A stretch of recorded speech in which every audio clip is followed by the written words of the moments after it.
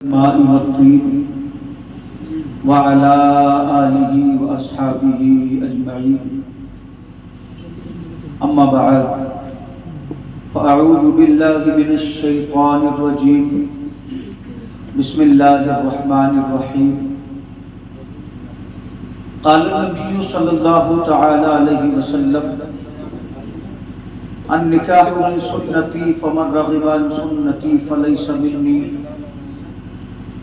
آمنت باللہ صدق اللہ المولانا العظیم وبلغنا رسولہ النبی الامین المبین المعین الکریم۔ بغیر کنی تمہیدی کلمات کی بارگاہ رسالت میں جھوم جھوم کر درود پاک پڑھیں۔ اللہم صلی علی سیدنا و شفیعنا و نبینا مولانا محمد مبارک وسلم صلاۃ و سلام علیک یا رسول اللہ صلی اللہ تعالی علیہ وسلم۔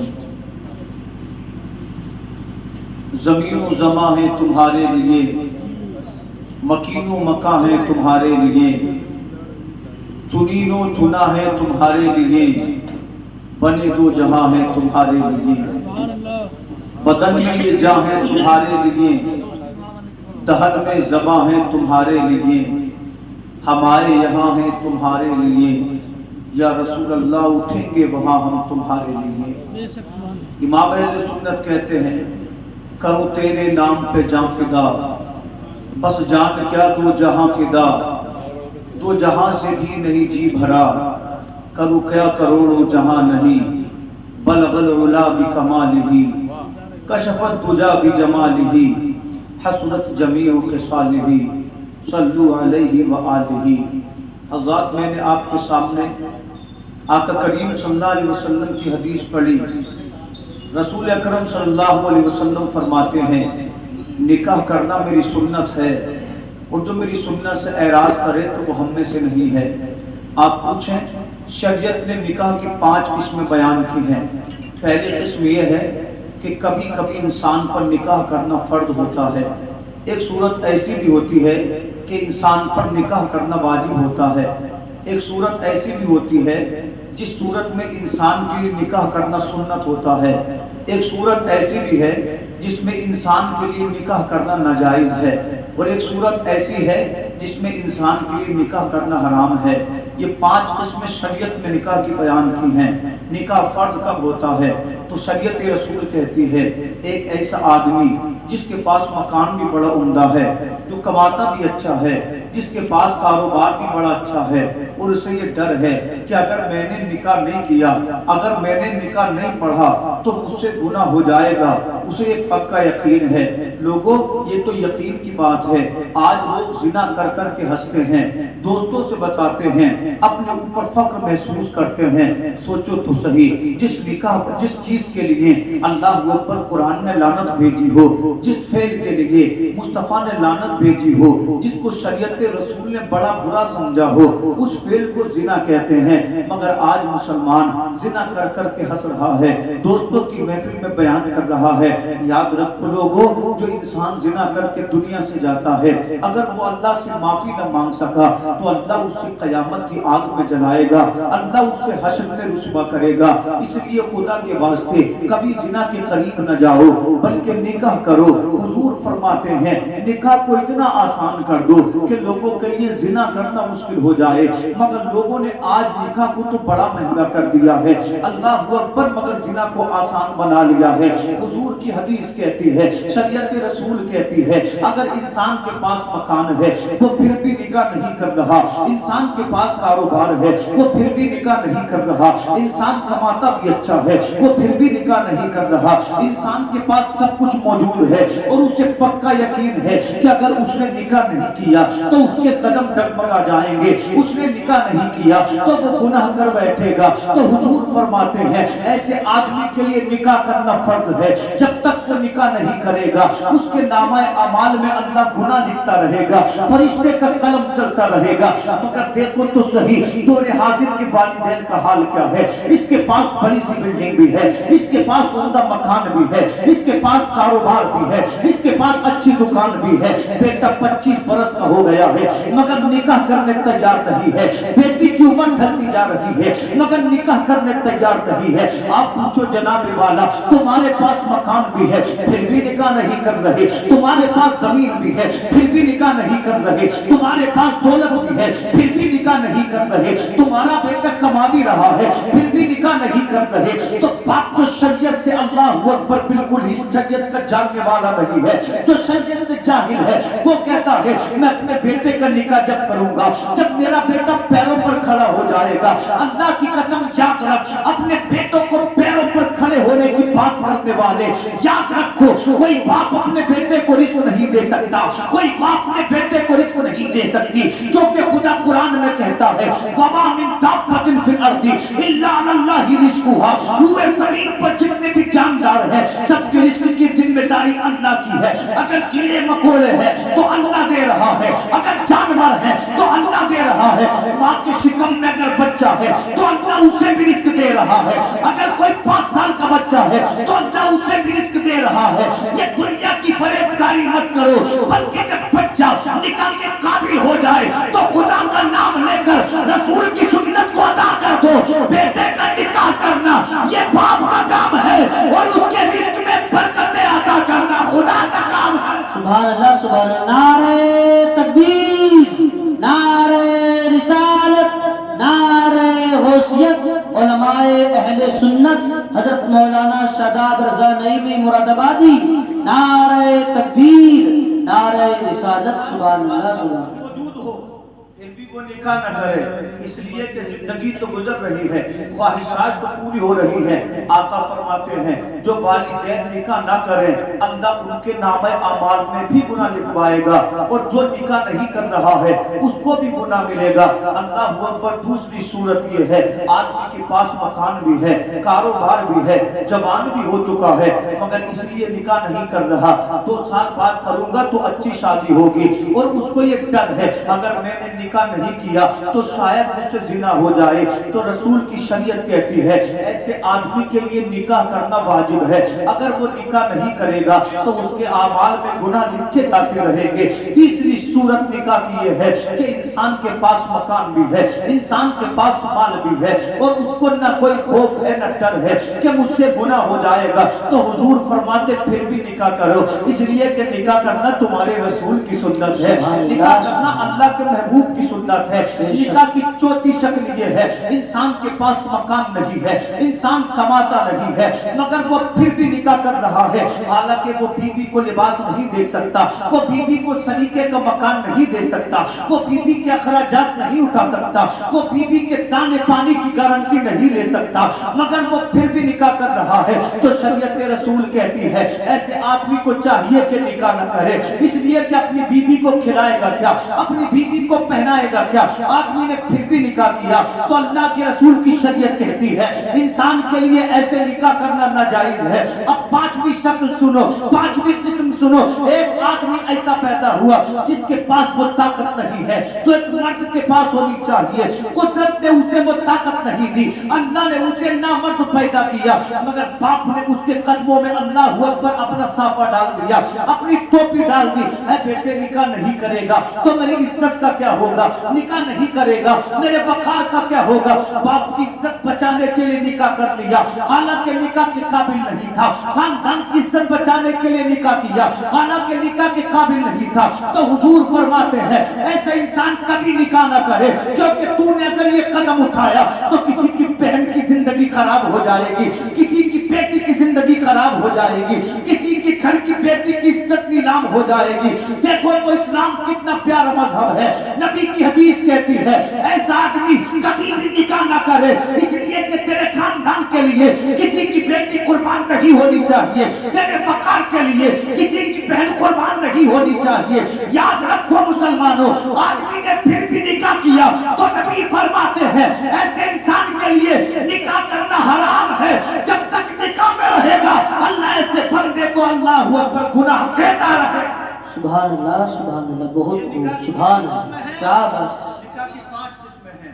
آج دیکھو تو صحیح، اللہ اکبر، ہم نے نکاح کو اتنا مشکل کر دیا، اتنا ٹف کر دیا۔ اگر کسی کے پاس 3 بیٹیاں ہیں تو راتوں کو نیند نہیں آ رہی ہے کہ میری بیٹیوں کے ہاتھ پیلے کیسے ہوں گے، ان کا گھر کیسے بچے گا۔ سوچو تو صحیح، جو رات میں 400 روپے رکشہ چلا کر کماتا ہے اس کے گھر کا حال کیا ہوگا۔ ان پیسوں سے اس کا کھانا نہیں آتا، ان پیسوں سے اس کا لباس نہیں آتا، مگر ہم نے شادیوں کو پھر بھی اتنا مشکل کر دیا۔ آؤ میں اس شادی کی بات کروں جس کو اللہ اکبر حضرت علی کی شادی بولا جاتا ہے، جس کو خاتون جنت کی شادی بولا جاتا ہے۔ اللہ اکبر، نہ تو مولا علی کا جواب ہے، یہ سید الاولیاء ہے، نہ خاتون جنت کا جواب ہے، یہ جنتی عورتوں کی سردارہ ہے۔ جب حضرت فاطمہ کی عمر نکاح کے قابل ہوئی، فاطمہ نے حد بلوغت میں قدم رکھا، بڑے بڑے امیروں کے پیغام آنے لگے، بڑے بڑے رئیسوں کے پیغام آنے لگے، بڑے بڑے سرمایہ دار کے پیغام آنے لگے۔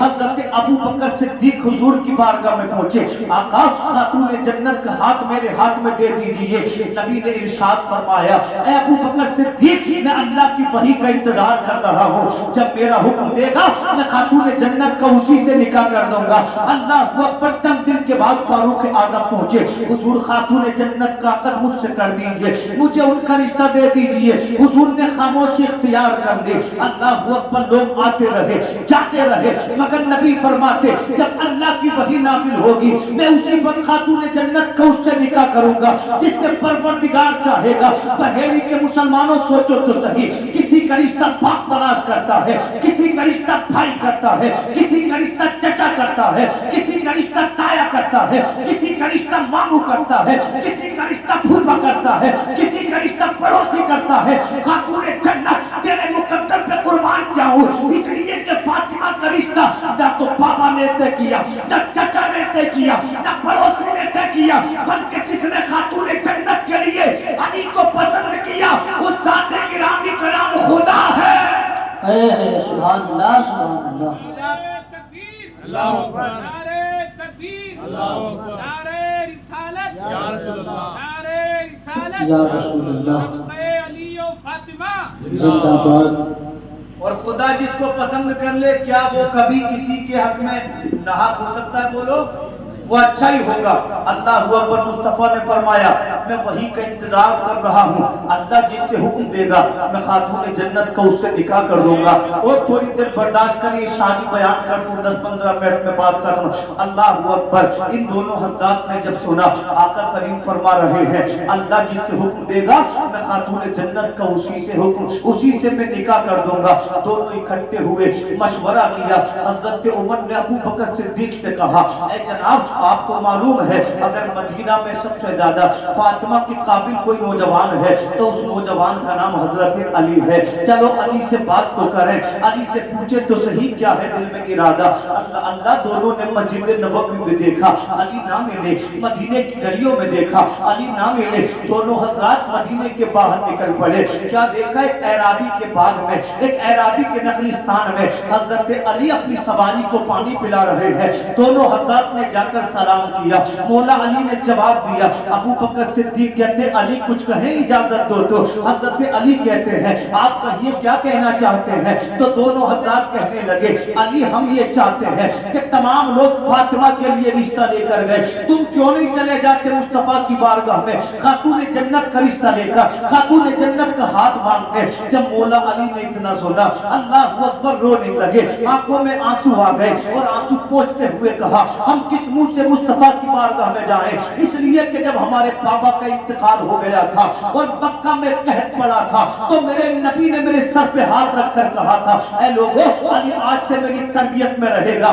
علی آج سے میری پرورش میں رہے گا، علی آج سے میری صحبت میں رہے گا۔ اے لوگوں، کس منہ سے میں مصطفیٰ سے جا کر کہوں؟ اس لیے کہ مکان چھوڑ آئے مکہ میں، دکان چھوڑ آئے مکہ میں، زمین چھوڑ آئے مکہ میں، میرے پاس تو سلیقے کا مکان بھی نہیں ہے، میرے پاس تو سلیقے کا لباس بھی نہیں ہے۔ ابو بکر صدیق فرماتے ہیں علی پریشان مت ہو، اگر پیسے کی ضرورت ہوگی ہم دیں گے، اگر لباس کی ضرورت ہوگی ہم دیں گے، جاؤ تو مصطفیٰ کی بارگاہ میں خاتون جنت کا ہاتھ مانگنا یہ علی کا کام ہے، اور خاتون جنت کو عطا کر دینا یہ نبی کا کام ہے۔ سبحان اللہ، سبحان اللہ، بہت کیا بات ہے، سبحان اللہ۔ ہو سکتا ہے قسمت तुम्हें ही सिकंदर बना दूं। नबी फरमाते फातिमा मेरी बेटी फातिमा का नाम फातिमा इसलिए है जो फातिमा से मोहब्बत करते अल्लाह उसे जहन्नम से आजाद कर देता। सुभान अल्लाह। और जिसके वो निकाह में आए उस अली की अजमतों का आलम क्या होगा।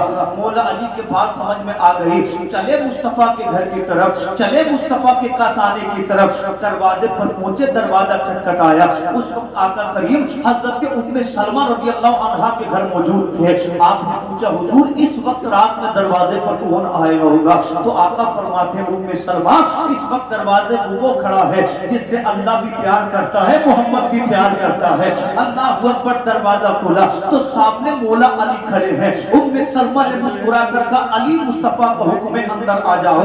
हजरत अली जाकर बैठ गए। अब नबी को टकटकी लगाकर देख रहे हैं, नबी को निगाहें बांध कर देख रहे हैं। कहना चाहते हैं मगर जबान साफ नहीं देती, बोलना चाहते हैं मगर जबान पे अल्फाज नहीं आते। जब मेरे हुजूर ने अली को देखा तो नबी मुस्कुरा दिए। मेरा इमाम पुकारता है जब आ गई है जोशे रहमत पे उनकी आंखें, चलते बुझा दिए हैं, रोते हंसा दिए हैं। मेरे करीम से अगर कतरा किसी ने मांगा दरिया बहा दिए हैं, तुरबे बहा दिए हैं। आका करीम फरमाते अली कि तुम खातून जन्नत का हाथ मांगने आए हो। मौला अली ने जबान से तो नहीं कहा मगर गर्दन को हिलाकर कहा हाँ या रसूल अल्लाह, इसी आशा उम्मीद के साथ आया हूँ। नबी फरमाते अली तुम खुश हो जाओ, अली तुम्हें मुबारक हो, क्योंकि तुम्हारे आने से ठीक पहले अल्लाह की बारगाह से फरिश्ता मेरे पास आया था जिसके 4 सर थे। इससे पहले वो फरिश्ता कभी दुनिया में नहीं आया था। और आकर उसने मुझे सलाम किया, फिर खुदा का पैगाम पहुंचाया और अर्ज किया रसूल अल्लाह आज बैतुल मामूर में 7वें आसमान पे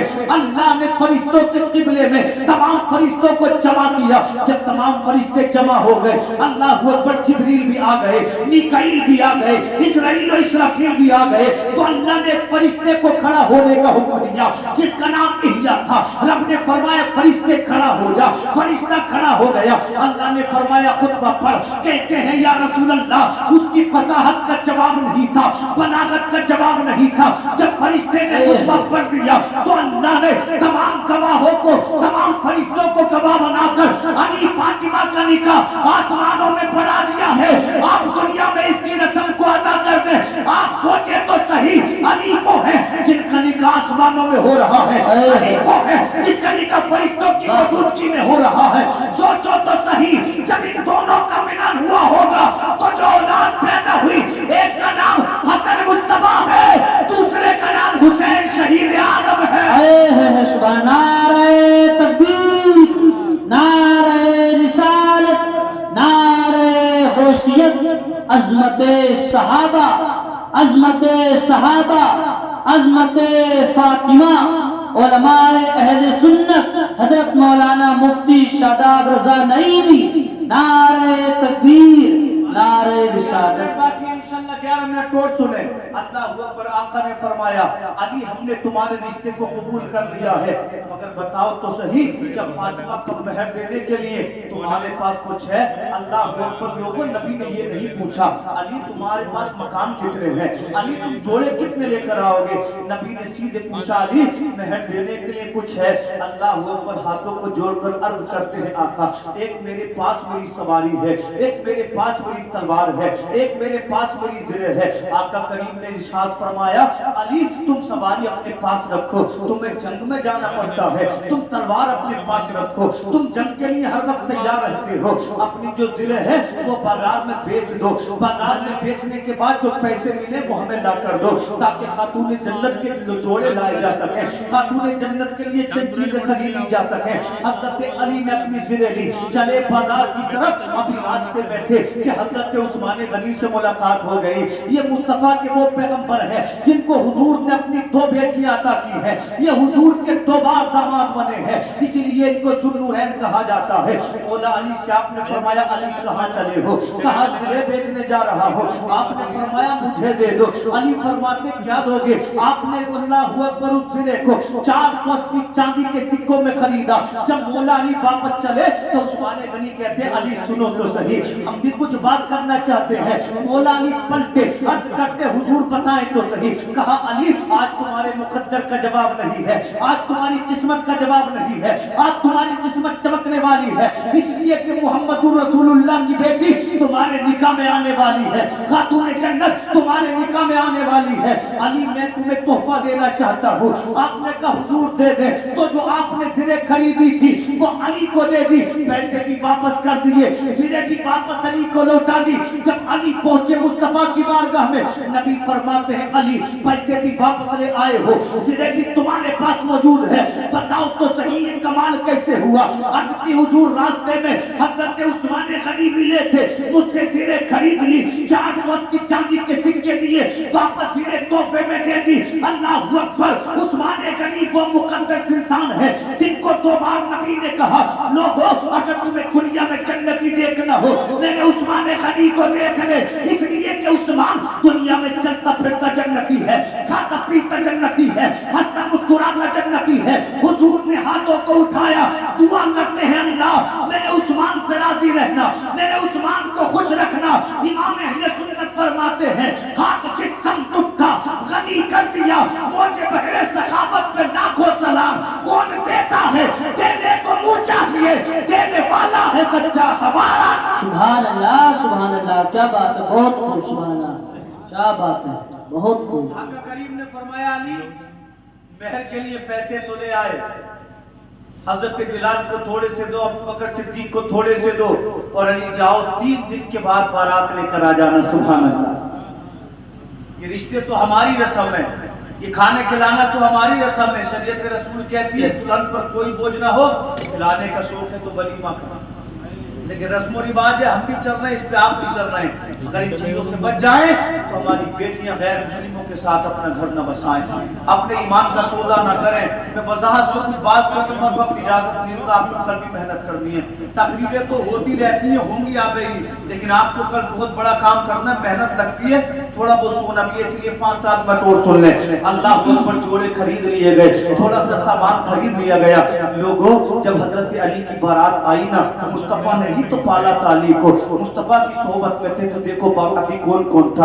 ابو بکر صدیق تھے، حضرت عمر فاروق اعظم تھے، عثمان غنی تھے، بلال حبشی تھے، حضرت سلمان فارسی تھے، حضرت ابو ہریرہ تھے. تمام صحابہ کی موجودگی میں میرے نبی نے خطبہ پڑھا اور لوگوں سے کہا لوگوں میں نے فاطمہ کا نکاح اپنے خاندان میں سب سے بہتر نوجوان سے کر دیا ہے، میں نے خاتون جنت کا نکاح علی سے کر دیا ہے. اللہ اکبر. اب میرے سرکار خاتون جنت کے قریب گئے اور اپنے اصحاب سے فرمایا جو صحابیہ وہاں موجود تھی، اے تمام عورتوں تم باہر چلی جاؤ، میں اپنی بیٹی فاطمہ سے کچھ گفتگو کرنا چاہتا ہوں. اللہ اکبر. جب باپ بیٹی اللہ اکبر گفتگو کرنے لگے تو حضرت علی حضرت محمد رسول اللہ فرماتے ہیں خاتون جنت بیٹی میں نے تیرا نکاح خاندان کے سب سے بہتر نوجوان علی سے کر دیا ہے. خاتون جنت کہتے ہیں بابا مہر کہہ دیا ہے. نبی فرماتے علی غریب ہے کیا مہر دیتا؟ کہا حضور میں آپ سے کچھ مانگنا چاہتی ہوں. اللہ اللہ. اتنا سنا میرے رسول نے، آقا کی آنکھوں میں آنسو آ گئے. آقا کہتے بیٹی فاطمہ جب تیری ماں ام المومنین خدیجۃ الکبریٰ کا انتقال ہو رہا تھا تو اس نے مجھے اپنے قریب بلایا اور صندوق کو کھول کر چند جوڑے نکالے. کہا یہ میری بڑی بیٹی کو دے دینا. چند برتن نکالے. کہا یہ میری مجلی بیٹی کو دے دینا. میں نے کہا تھا خدیجہ کہ خاتون جنت کے لیے کچھ نہیں دو گی، کہ فاطمہ کے لیے کچھ نہیں دو گی. تو خدیجۃ الکبریٰ نے کہا تھا حضور میں نے فاطمہ کو آپ کو دے دیا ہے، جسے آپ مل جائے تو دنیاوی جوڑوں کا کیا کرے گا، دنیاوی سامان کا کیا کرے گا. اے میری بیٹی تیری والدہ نے مجھ سے وعدہ لیا تھا میری بیٹی فاطمہ کبھی بھی آپ سے کچھ مانگے تو میری بیٹی کو عطا کر دینا. نبی فرماتے بیٹی بول تو جو کہے گی تیرا باپ دے گا، تو جو مانگے گی تیرا باپ دے گا. عرض کرتی ہے بابا جان دولت نہیں چاہیے، روپیہ پیسہ نہیں چاہیے. اے بابا جان میں نے آپ کو سجدوں میں امت کے لیے روتے دیکھا ہے، میں نے آپ کو کعبۃ اللہ کے سامنے امت کے لیے گڑ گڑاتے دیکھا ہے. آقا میں چاہتی ہوں کل حشر کے میدان میں آپ کی امت کی بخشش و نجات ہو جائے. جبریل حاضر ہوئے، ارشاد فرماتے حضور خاتون جنت سے کہہ دیجئے اللہ کا حکم ہے حشر میں فاطمہ جس کا نام لیتی جائے گی اللہ اسے جنتی بناتا جائے گا.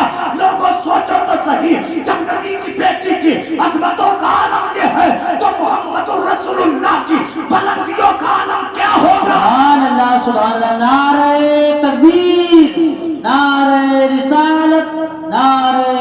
غوثیت، عظمت فاطمہ، عظمت مصطفیٰ، نعرہ تکبیر، نعرہ رسالت۔ سبحان اللہ سبحان خاتون اللہ۔ جنت کہتی ہیں بابا آپ کی بیٹی آپ سے جدا ہو رہی ہے کہ اپنی بیٹی کو کچھ نصیحت نہیں کریں گے، آپ نصیحت سن لیں اور بات ختم کر لیں۔ اللہ اللہ مصطفیٰ فرماتے ہیں اے میری بیٹی نصیحت ہے، دور حاضر کے والدین کو دیکھو، دور حاضر کے بہن بھائی کو دیکھو، اگر میاں بیوی میں کچھ اٹھ پٹک ہو جائے، میاں بیوی میں کچھ کہا سنا ہو جائے، اللہ اکبر، ماں الگ سے تیور دکھا رہی ہے، باپ کہہ رہا ہے تجھ کو جو کہنا ہے کہہ دینا، ہم دیکھ لیں گے جو ہوگا دیکھا جائے گا۔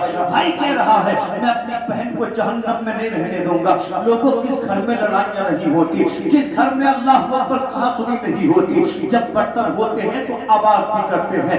اپنی بہنوں کی زندگی کو طلاق کے نام پہ برباد نہ کرو، اپنی بیٹیوں کی زندگی کو اللہ اکبر بے وقوفی سے برباد مت کرو۔ لوگوں مصطفیٰ جان رحمت کی حدیث سنے، آقا کریم نے اپنی بیٹی کی پیشانی کو چوما تھا اور آپ نے ارشاد فرمایا تھا اے میری بیٹی فاطمہ تجھے میری نصیحت یہ ہے، کل جب تو حشر کے میدان میں اپنے بابا سے ملے تو تیرا حال یہ ہو کہ تیرا شوہر تجھ سے راضی ہو، علی تجھ سے راضی ہو، اس لیے کہ جس عورت سے شوہر راضی ہے اس سے میں محمد الرسول اللہ راضی ہوں، جس عورت سے شوہر راضی ہے اس سے پروردگار عالم راضی ہے۔ تو پتہ چلا حدیث پاک کا خلاصہ یہ ہے عورت کے لیے نکاح کے بعد باپ بعد میں ہے، شوہر کا مرتبہ پہلے ہے، ماں بعد میں ہے، شوہر کا مرتبہ پہلے ہے، خاندان بعد میں ہے، شوہر کا مرتبہ پہلے ہے، بھائی بعد میں ہے، شوہر کا مرتبہ پہلے ہے۔ فیصلہ ہو گیا انتقال کے بعد عورت کے لیے جنت بھی اس کا شوہر ہے،